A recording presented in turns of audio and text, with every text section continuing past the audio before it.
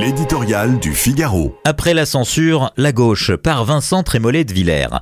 En France, il est une règle politique intangible. La droite au pouvoir est rarement de droite, la gauche aux responsabilités est toujours de gauche. Pour le dire autrement, avec la droite on est souvent déçu, avec la gauche on ne l'est jamais. Elle est toujours en marche vers de nouveaux impôts, de nouvelles régularisations de clandestins, de nouvelles exigences sociétales, de nouvelles embauches de fonctionnaires. Michel Barnier, en multipliant les taxes, en ressuscitant la loi fin de vie comme une première urgence, donne parfois l'impression de vouloir rivaliser avec les socialistes, mais fort heureusement, son vieux fond politique l'emporte. Le ministre de l'Intérieur tient fermement la ligne, le ministre de la fonction publique n'a pas peur de son ombre, et l'on retrouve dans la myriade de ministres délégués et de secrétaires d'État des figures qui défendent les couleurs du drapeau, les vertus de l'effort et du mérite, le trésor du travail.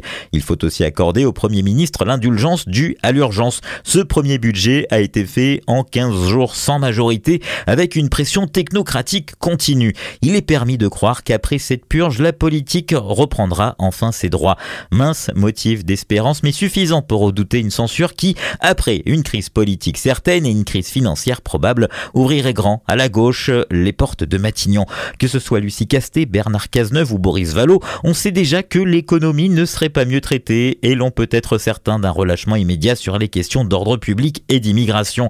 Il faudrait aussi compter avec l'ombre de la France insoumise. Le mouvement de Jean-Luc Mélenchon se tient volontairement à l'écart mais continuera, comme depuis le début, à dicter l'agenda politique et doctrinal. C'est avec LFI que les députés NFP ont gagné. C'est avec LFI qu'ils repartiront après la prochaine dissolution. S'associer à la coalition de gauche contre Michel Barnier, c'est, pour Marine Le Pen, s'exposer à perdre pour longtemps une part minoritaire mais décisive de l'électorat de droite. En censurant contre une partie de son camp, elle montrerait son pouvoir destructeur et stérile au risque de compromettre un peu plus encore ses possibilités majoritaires.